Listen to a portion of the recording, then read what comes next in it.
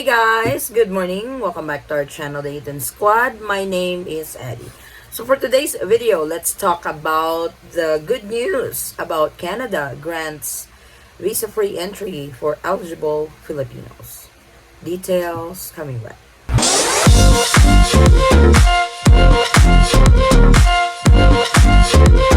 So on today's news, Canada announces that they included Philippines on their Electronic Travel Authorization program, granting eligible Filipinos visa-free entry into Canada. For sure, you guys heard about this news.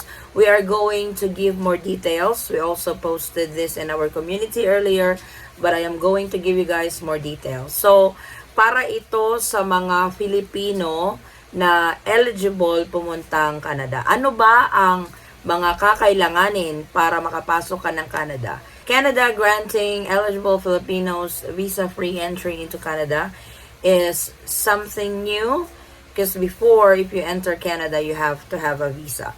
But like I said, there's always a catch on new entries in particular country.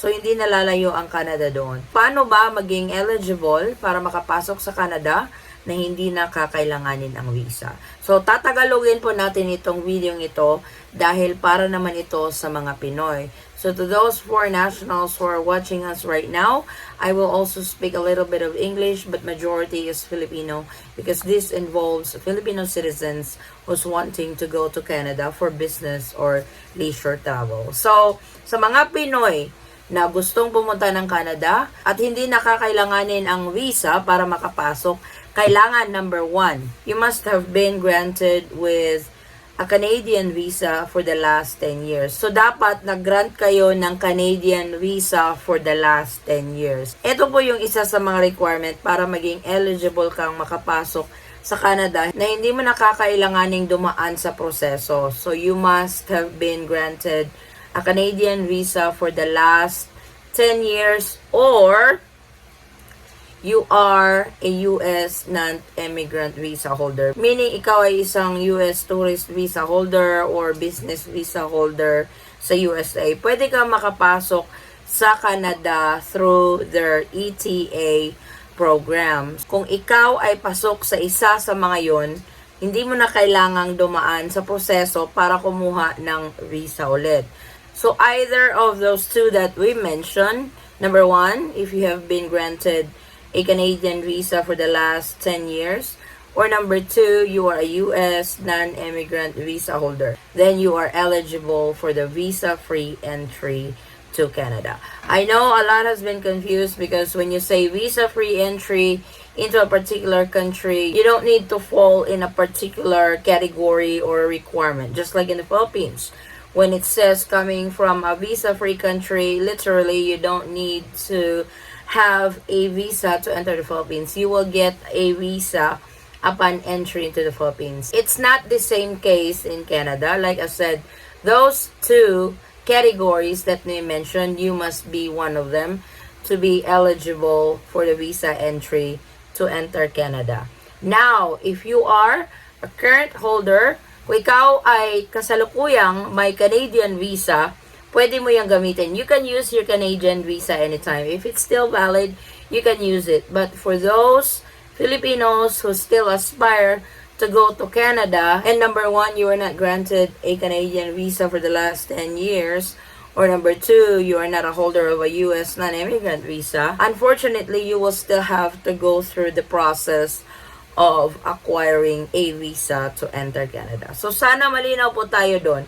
Sa mga Filipino na meron ng Canadian visa, pwede niyong gamitin yung Canadian visa ninyo, yung valid Canadian visa ninyo. Hindi nyo kailangang magrehistro sa ETA program ng Canada. Gamitin nyo na diretso yung Canadian visa ninyo. At doon naman, sa pupunta ng Canada, na wala doon sa category na sinasabi nila na dapat ikaw ay nag-grant ng Canadian visa for the last 10 years or ikaw ay holder ng US non-immigrant visa, kung wala ka doon sa kategoryang yon, unfortunately, kailangan mong dumaan sa proseso para magkaroon ng Canadian visa. So, sana malinaw po tayo doon. Kasi nung pumutok tong balitang to na wow, Philippines is now included on the 13 countries under the ETA program of Canada granting visa-free entry. So, syempre, isipin mo, wow, wala ng visa, makakapasok ka ng Canada anytime.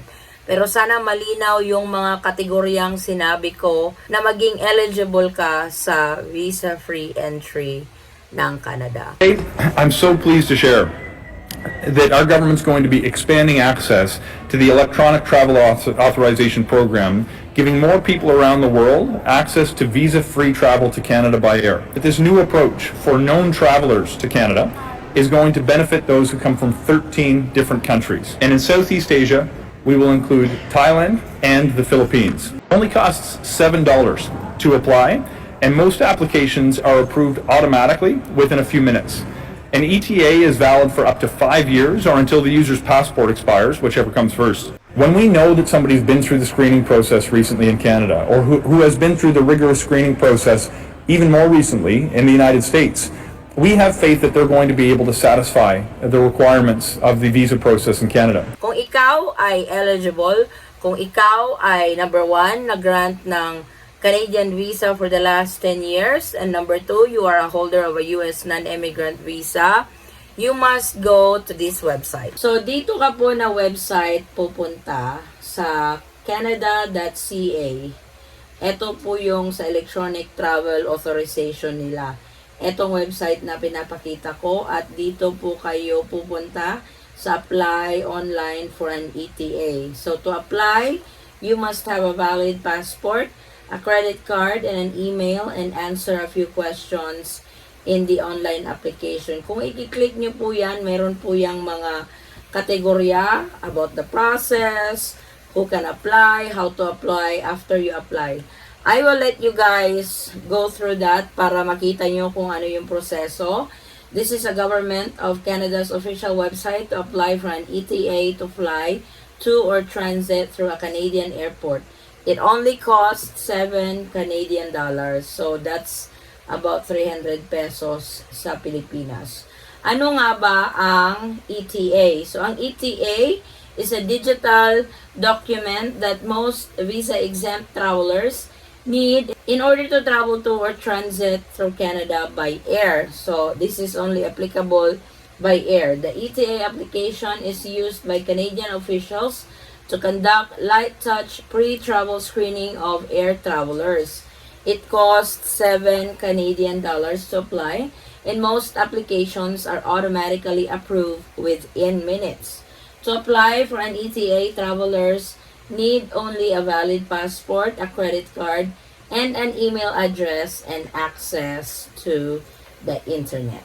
So, tandaan po natin, applicable po ito sa mga by air travel. Kung ikaw naman ay by land, by bus, or by sea, kailangan mo pa rin dumaan sa proseso kung paano kukuha ng visa for business or leisure travel sa Canada. So, sana nalinawan po tayong lahat sa bagong balita nito sa Canada. Philippines just made it to the list for eligible Filipinos na pwedeng makapasok sa Canada. Tandaan po natin yung mga kategorya na kakailanganin nila para po makapasok ka na hindi mo na kailangang dumaan sa proseso ng visa. Alam ko excited ang lahat nung in-announce ng Canada na part na ang Philippines sa visa entry for Canada. I just gave you guys the details on what entails on this progress. It's still good news, especially to those who have been granted Canadian visa for the last 10 years. Hindi nyo na kailangan dumaan sa proseso pa. So, that's really good. But unfortunately, it doesn't work like the Philippines. Like I've mentioned earlier, if it's a visa-free, you can just come in anytime. No, unfortunately, it doesn't work like that. But for now, that is the update from the Canadian Embassy granting visa-free entry for eligible Filipinos to Canada.